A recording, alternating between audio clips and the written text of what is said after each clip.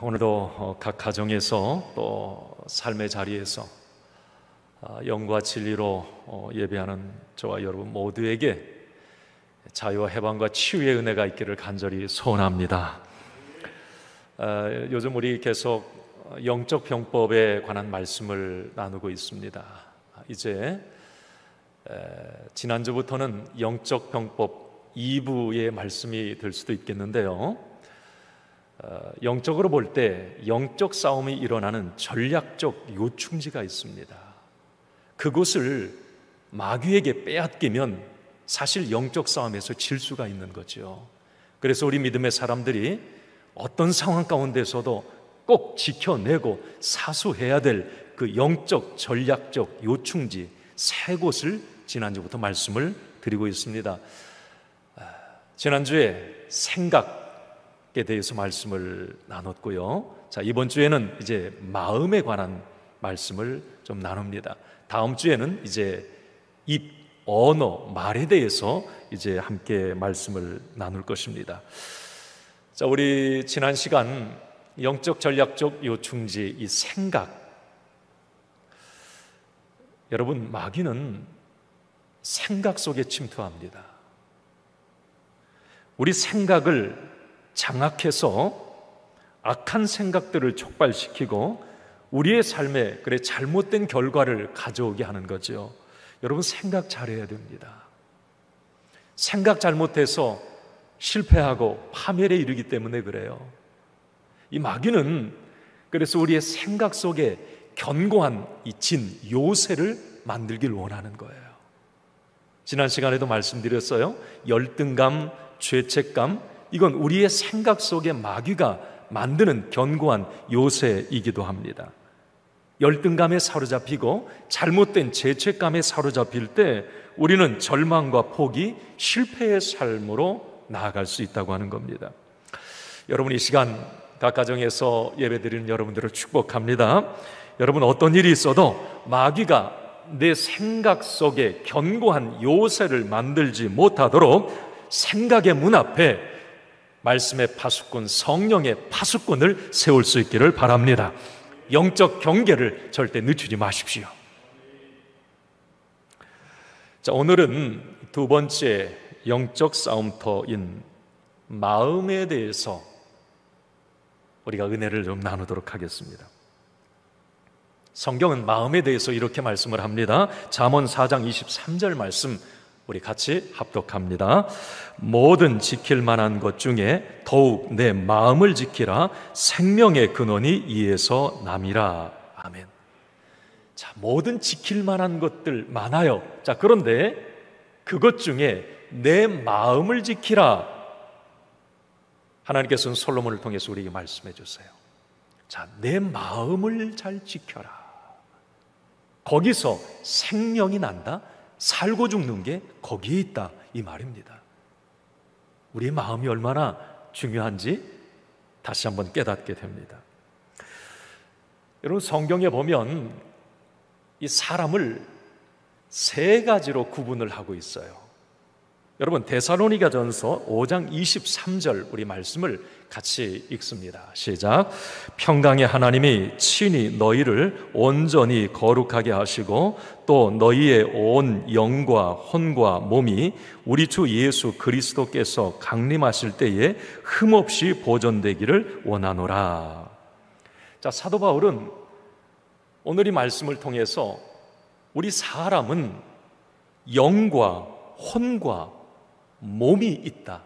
그 영과 혼과 몸이 흠없이 보존되어야 된다, 이렇게 말을 합니다. 우리 모든 인간은 영과 혼과 육으로 구분할 수 있다는 거예요. 또 한 곳 히브리서 4장 12절에 보면 이런 말씀이 있어요. 같이 역시 읽습니다. 하나님의 말씀은 살아있고 활력이 있어 좌우의 날선 어떤 검보다 예리하여 혼과 영과 및 관절과 골수를 찔러 쪼개기까지 하며 또 마음의 생각과 뜻을 판단하나니. 자, 역시 동일한 말씀이에요. 우리 사람은 혼과 영과 관절과 골수는 육을 말합니다. 몸을 말하는 거예요. 자, 성경에서 하나님이 창조하신 인간은 이렇게 영과 혼과 육으로 구성되어 있다고 말씀을 하고 있는 겁니다. 자, 그런데 오늘 제가 이제 여러분들에게 말씀드리는 것은 영도 물론 중요합니다. 혼도 중요해요. 육도 중요해요. 자, 그런데 우리가 오늘 살펴볼 부분이 혼의 영역인 거예요. 이 혼, 정신이라고도 말을 합니다. 자, 이 혼의 영역이 바로 지난주에 말씀드린 생각과 마음과 다음 주에 말씀드릴 말의 영역이라고 하는 거예요. 그래서 이 혼은 영에게 영향을 줍니다. 이 혼이, 그러니까 생각과 마음과 이 말이, 이 혼의 영역이 똑바라야 이 영적으로도 잘 될 수가 있는 거예요. 그리고 그 혼의 영역, 생각과 마음과 이 언어는 육체의 질병, 육체 몸에도 고스란히 나타나게 됩니다. 그래서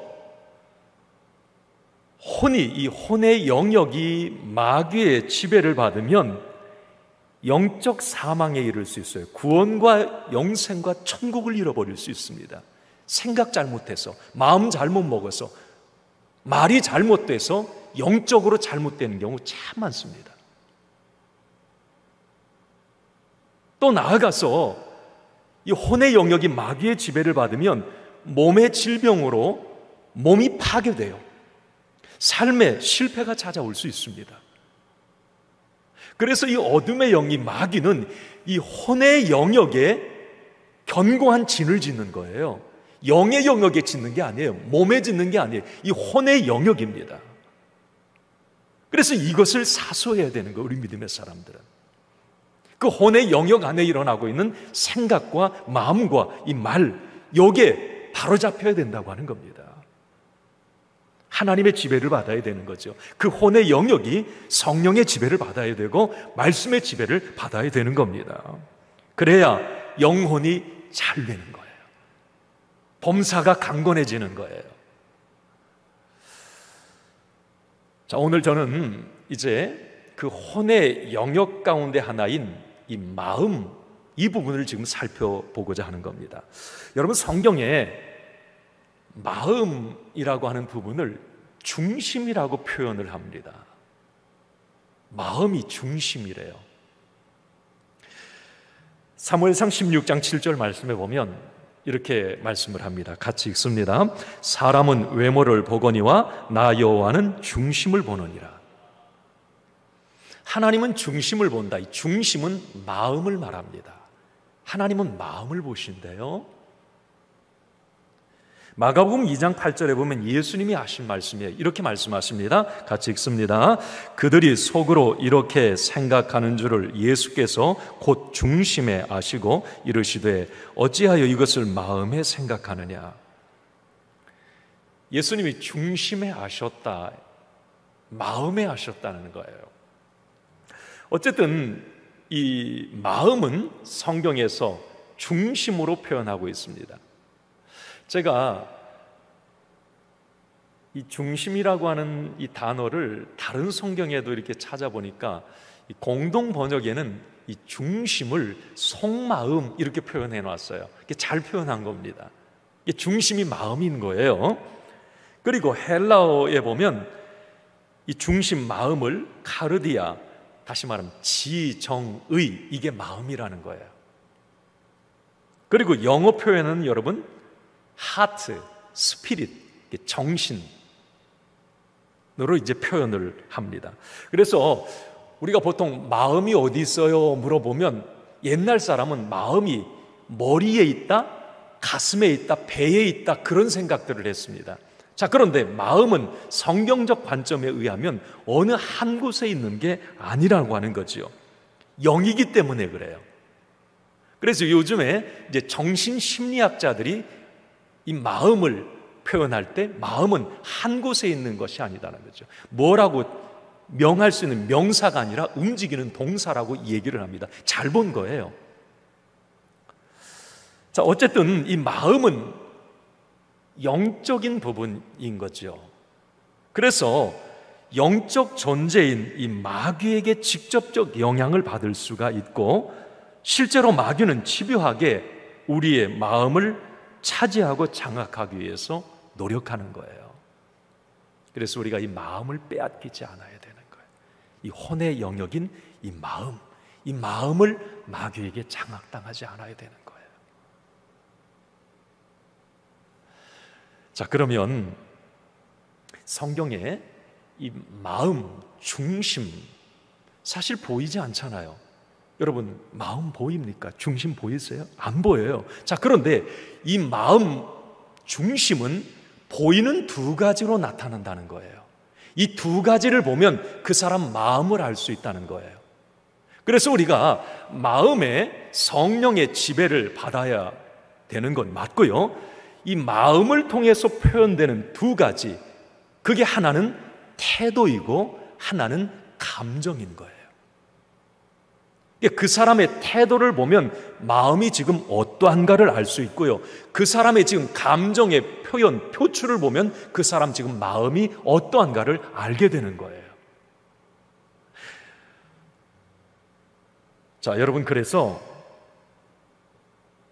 그 사람의 태도가 마음이다, 감정이 마음이다 라고 하는 걸 우리는 알아야 되고요. 여러분, 쉽게 말하면 태도는 뭐예요? 속의 뜻이 드러나 보이는 겉모양. 감정은 뭡니까? 어떤 일이 일어나는 현상에 대해서 나타나는 기분과 느낌, 이걸 감정이라고 그래요.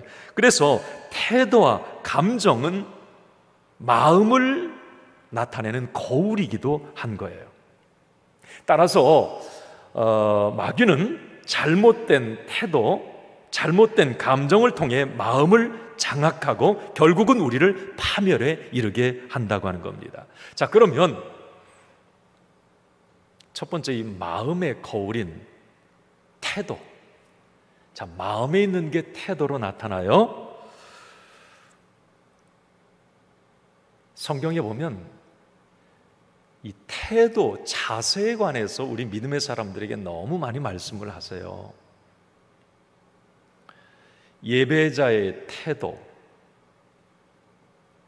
기도자의 자세, 헌금자의 태도, 봉사하는 자세.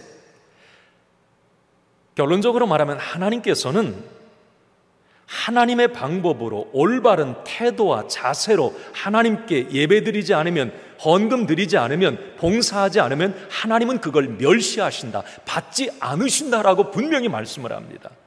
그러니까 우리 믿음의 사람들의 태도와 자세가 얼마나 중요한지를 성경은 말씀하고 있는 거예요. 예를 들어서 창세기 4장에 보면 여러분, 가인과 아벨 이야기 나오죠. 하나님께서 아벨의 제사는 받으시고 가인의 제사, 예배를 안 받으세요. 뭐 제사는 오늘날 말하면 예배예요, 예배. 아니, 하나님이 사람 차별하시는가? 아니, 똑같이 예배 드렸는데 왜 아벨의 예배는 받으시고 가인의 예배는 안 받으시는가? 여러분, 이유가 있는 거예요. 그런데 그 결정적인 이유가 어디에 있느냐면 예배자, 제사를 드리는 사람의 태도에 있었던 겁니다. 단적으로 창세기 4장 5절에 보면 분명히 거기 말씀에 기록이 되어 있어요. 하나님은 제사를 안 받으신 것이 아니라 가인의 그 태도를 하나님은 안 받은 거예요. 가인과 제사를 안 받으신 거예요. 그러니까 하나님은 가인의 그 마음 중심이 이미 하나님에게서 벗어나 있었던 거죠. 그 마음이 삐뚤어져 있었던 거예요. 그 마음이 하나님으로부터 떠나 있었던 거예요. 그 마음으로 하나님께 예배를 드렸던 거예요. 하나님 그 예배를 받지 않으셨던 거예요. 단적으로 가인의 마음이 삐뚤어져 있었다고 하는 걸 어디서 알 수 있느냐면 하나님께서 그 제사를 안 받았어요. 가인의 안색이 변합니다. 아벨 동생을 죽입니다. 여러분, 그렇게까지 해야 될 이유 있습니까? 이건 마음이 이미 삐뚤어져 있었다는 거예요. 그 마음으로 하나님께 예배를 드렸다, 제사를 드렸다. 하나님은 중심을 보셨어요. 그 예배를 받지 않으시는 겁니다. 하나님이 가인에게 물어요. 내 동생 아벨 어디 있느냐? 안색이 변하여 또 말합니다. 내가 아벨을 동생을 지키는 자입니까? 라고 막 화를 냅니다. 이미 마음이 하나님으로부터 떠나 있었던 거예요. 여러분, 하나님의 사람들의 이 태도 자세는 너무 중요한 걸 지금 말씀드리고 있는 거예요. 성경에 보면 하나님께서 이스라엘 백성들을 책망하시고 심지어 남유다 북이스라엘 나누어졌을 때 북이스라엘을 아예 역사 속에서 없애버리세요. 하나님이 왜 이스라엘 백성들을 책망하고 역사 속에서 그들을 사라지게 했을까? 여러분, 결정적인 건 그들의 잘못된 태도였습니다. 아까도 말씀드렸지만 태도는 이 마음에서 나오기 때문에 이미 마음이 하나님으로부터 떠나 있었던 거예요. 그래서 그들의 태도, 가증한 예배로 나타났던 겁니다. 여러분, 우리 성경 레위기 구약 말씀에 보면 어때요? 이 레위기 가만히 보세요. 레위기는 뭘 말하는 거죠? 자세, 태도를 말하는 거예요. 제사를 어떻게 드려야 되냐? 하나님의 자녀들 생활 속에서 어떻게 살아야 되느냐? 레위기는 법입니다. 다시 말하면 하나님의 사람들의 태도와 자세에 대해서 말씀을 하고 있는 거죠. 자, 그런데 이스라엘 백성들은 그 레위기, 하나님의 말씀 무시했던 겁니다. 잘못된 태도로 하나님 앞에 예배를 드려요. 결국은 그것이 우상 숭배로 이어지고 죄와 타협으로 이어지고 결국에 그들에게 저주가 임하고 깨어짐과 아픔이 맺던 겁니다. 여러분, 다시 한번 말씀드립니다. 이 마음의 문제에서 나오는 잘못된 태도, 잘못된 자세, 이 바로잡아야 됩니다. 여러분, 지금 각 가정에서 예배 드리시는데 하나님이 기뻐하시는 태도로 예배 드리시고 계시죠? 하나님은 중심을 보시는데 그 중심에서 우러나오는 태도, 자세를 하나님 보십니다. 그게 하나님이 기뻐하시는 모습이어야 돼요.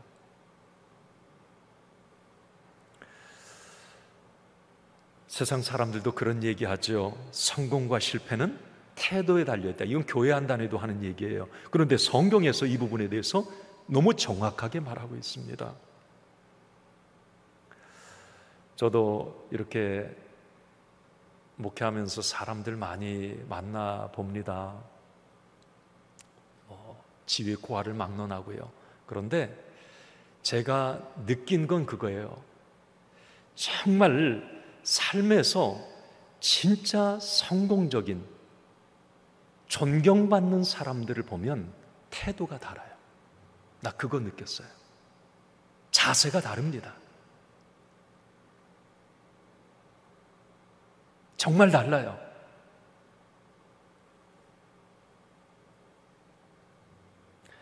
자, 여러분, 그렇다면 마음에서 나오는 잘못된 태도, 자, 바로잡기 위해서 어떻게 해야 될까?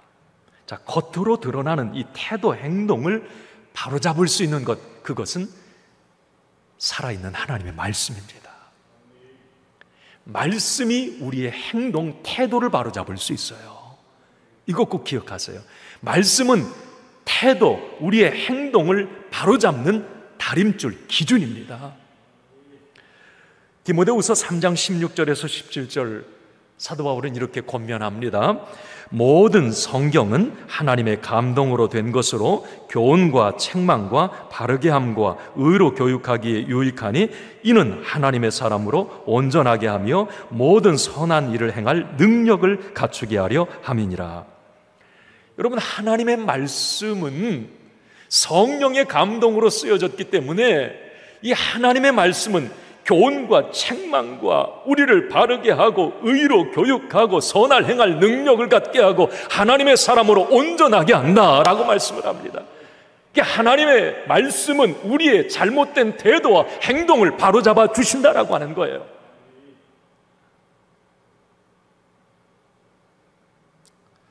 여러분, 매 순간 내 잘못된 마음에서 우러나오는 이 잘못된 태도, 보여질 때마다 얼른 말씀으로 그 태도를 바로 잡으시기 바랍니다. 교만한 태도, 부정적인 태도, 비판적인 태도, 신경적인 태도, 거짓말하는 태도, 원망과 불평하는 태도 드러날 때마다 말씀으로 여러분 제어하시고 신속하게 철저하게 다스리시기를 바랍니다. 그렇게 하지 않으면 마귀가 잘못된 태도를 통해서 우리의 마음을 움직이기 때문에 그래요.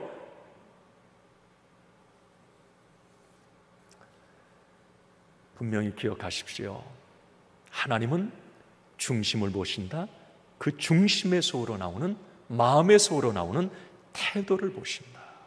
하나님 앞에서, 사람 앞에서 우리 믿음의 사람들의 태도는 너무 중요합니다. 마지막으로 마음에서 우러나오는 것, 마음의 거울이 감정이에요. feel이라고 하죠. 하나님께서는 모든 사람에게 이 감정을 주셨어요. 그래서 사람은 웃고 울고 즐거워하고 흥분하고 불쌍히 여기고 희노애락 감정이 있는 거예요. 하나님이 주셨어요, 우리에게. 그런데 이 혼의 영역에서 이 마음으로부터 나오는 이 감정, 마귀는 잘못된 감정을 통해서 우리를 파멸로 이끌어 가려고 합니다. 이 혼의 영역을 장악하되 이 마음, 감정을 통해서 우리를 삐뚤어지게 하고 실패하게 하는 거예요. 우리의 감정이 성령의 지배를 받아야지 어둠의 영의 지배를 받는 순간 큰일 나는 겁니다. 현대를 휴머니즘 시대라고 얘기합니다. 휴먼, 사람 중심인 거예요. 휴머니즘.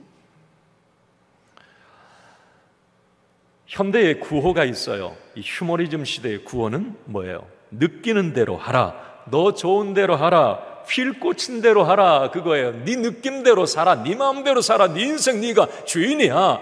네 감정 느껴지는 대로 그렇게 살아. 여러분 맞습니까? 큰일 나죠. 휴머니즘의 약점은 그거예요. 책임을 간구하고 있는 겁니다. 요즘 시대에 여러분, 그래서 이 휴머니즘의 잘못된 결과들을 우리는 너무 눈으로 지금 보고 있는 상황입니다. 윤리적, 도덕적 타락의 현상, 갈등과 깨어짐, 사회 질서가 무너지고 범죄가 증가하는 이런 일들, 네 느낌대로, 네 감정대로, 네 마음대로 해. 이게 결과입니다. 나 좋은 대로 하게 내버려둬. 여러분 지금 우리 보고 있지 않습니까? 가정의 효가 무너지고 있어요. 교육의 강단이 무너지고 있습니다. 욱하는 감정 때문에 절제하지 못해서 네 감정대로 하라니까 여러분 묻지마 폭행, 감정 컨트롤 못하는 거예요. 아무 연관도 없어요. 가서 죽이는 거예요. 네 느낌, 네 감정대로 살아. 치명적인 파멸을 가져올 수 있는 겁니다. 잘못된 정책이 만들어지기도 해요. 느낌대로, 시대의 흐름대로. 가끔씩 여러분들도 아마 그런 감정들이 올 거예요. 죽고 싶다. 그런데 그 감정대로 만약에 한다고 그래봐요. 절제하지 못하고.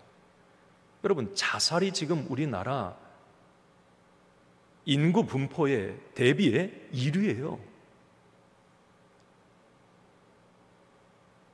안타깝죠. 감정? 내 감정대로 산다? 무책임한 말입니다. 화가 난다, 속상하다, 우울하다, 절망이다, 분노의 감정이 오고 미움의 감정이 들어오고 시기와 질투의 감정이 생기고 우울한 감정이 생겨요. 여러분, 순간적으로 느끼는 그 감정의 지배를 받고 행동한다면 여러분, 이거 큰일 나는 일이에요. 예를 들면 성경에도 이 감정을 컨트롤하지 못해서 마음에서 우러나오는 이 감정을 말씀으로 절제하지 못해서 정말 실패했던 사람들 너무 많아요. 대표적인 예가 이스라엘의 초대 왕 사울 아닙니까? 아니, 왜 그렇게 다윗을 미워해요? 그 감정으로 다윗을 격려해주고 칭찬해주고 더 존귀하게 해줘야죠. 그런데 시기하고 질투를 해요. 시기와 질투의 감정이 이 사울을 지배합니다. 결국 그 감정대로 표현하죠. 그는 자기 칼에 자살을 하고 말아요. 우리가 이스라엘 왕 중에 그 다음에 이제 이 다윗 물론 성군이지만 그에게 오점이 있어요. 그 바세바의 아내를, 우리아의 바세바를 이렇게 범한 이 사건이죠.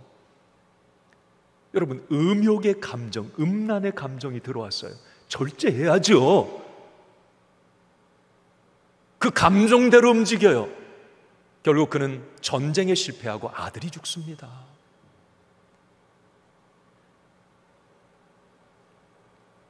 성경에 마음에서 이 우러나오는 감정을 잘 컨트롤하지 못해서 엄청난 일들이 일어난다고 하는 걸 로마서 1장 28절에서 30절에 보면 말씀을 하고 있어요.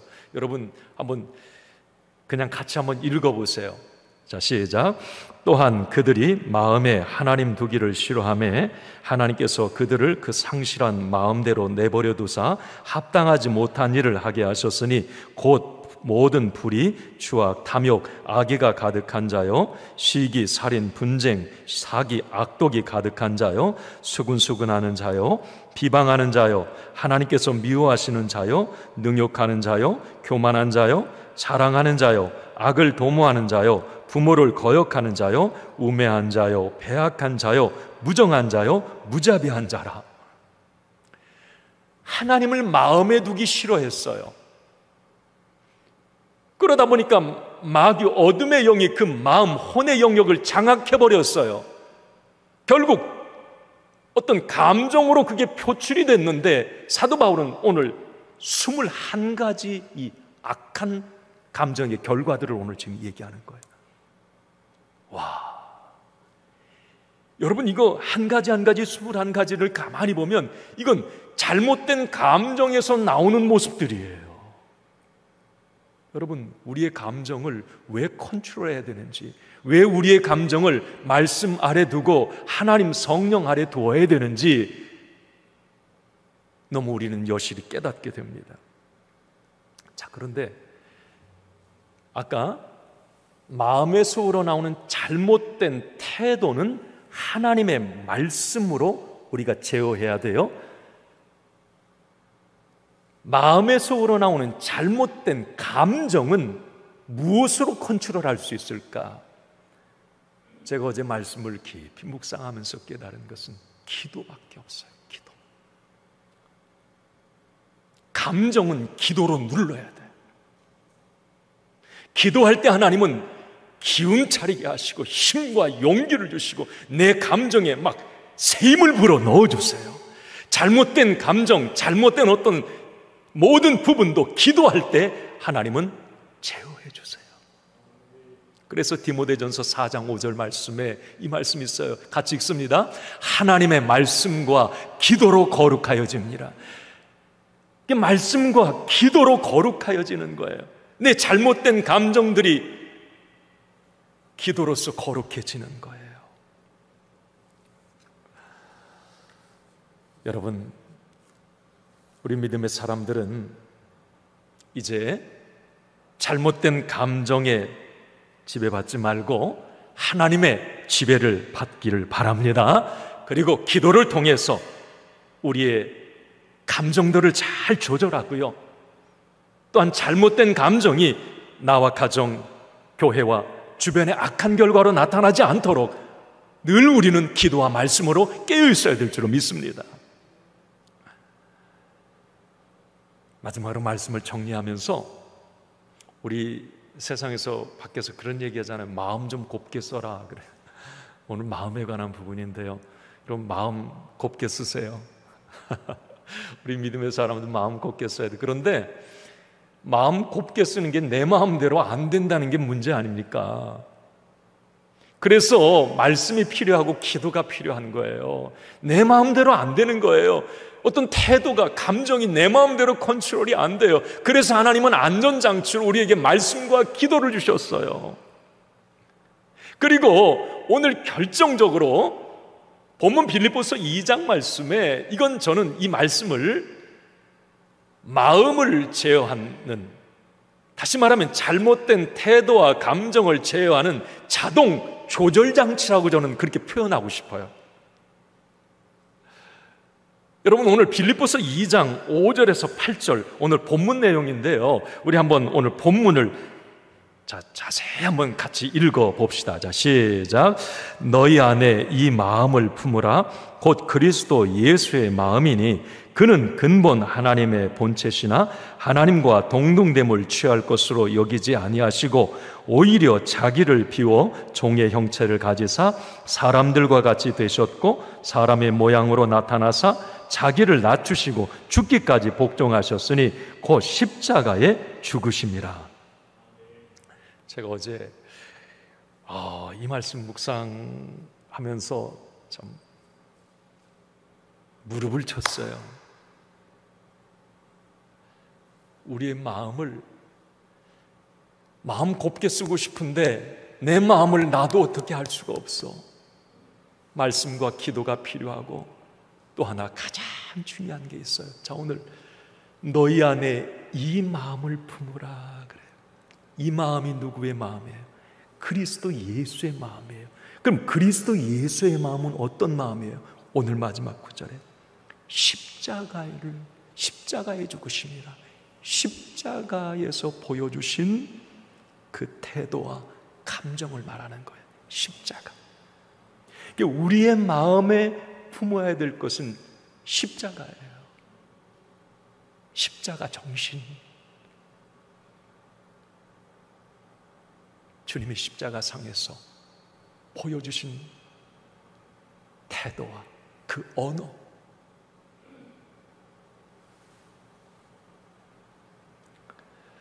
여러분,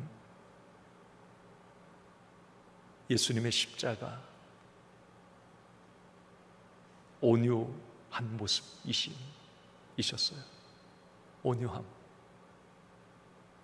우리의 마음 온유함으로 채워야 됩니다. 예수님은 백성들과 제자들의 배신에도 분노하지 않으셨어요. 느낌대로, 감정대로 행동하지 않으셨어요. 온유한 마음이셨어요. 이게 예수님의 마음, 십자가입니다. 이걸 우리 마음에 품어야 돼요. 또 하나는 긍휼의 마음이에요. 여러분, 십자가는 사랑이잖아요. 이 긍휼은 사랑을 말합니다. 우리가 십자가를 품는다고 하는 것은 사랑의 마음을 갖는 것을 말해요. 종의 모습으로 낮아지셨던 그 사랑의 마음. 또 하나는 인내의 마음이에요. 우리 주님은 인내하셨어요. 끝까지 참으셨습니다. 수치와 모욕과 멸시천대를 참아내셨어요. 이것이 바로 예수님의 마음이에요. 우리의 마음 가운데 이 마음을 품어야 되는 거죠. 순종의 마음. 오늘 빌립보서 2장 8절 말씀 그 내용이죠. 사람의 모양으로 나타나사 자기를 낮추시고 죽기까지 복종하셨으니 십자가에 죽으심이라. 죽기까지 순종하신 주님의 마음, 하나님의 뜻이랍니다. 예수님은 나의 생각, 나의 감정, 나의 태도를 앞세우지 않으셨고 하나님의 말씀을 앞세우셨고 그 말씀에 순종하셨어요. 이것이 예수님의 마음이에요. 자, 여러분, 우리의 마음 가운데 이렇게 온유함, 긍휼, 인내, 순종이 내 마음 가운데 이 십자가가 있다면 우리의 태도가 잘못될 수 없어요. 우리의 감정이 잘못될 수 없습니다. 오늘 우리 다 같이 한번 따라해 봅시다. 주님 마음 내게 주세요. 그래요. 오늘도 여러분 각 가정에서 예배드리시는 여러분, 주님 마음 내게 주세요. 주님의 마음 내게 주세요. 그 십자가가 내 마음에 있게 하여 주옵소서. 그래서 여러분 삶 속에 30배, 60배, 100배의 결심, 마음 밭이 옥토가 되었을 때 나타나는 열매입니다. 이 열매가 우리 모두에게, 저에게도 있기를 간절히 축원합니다.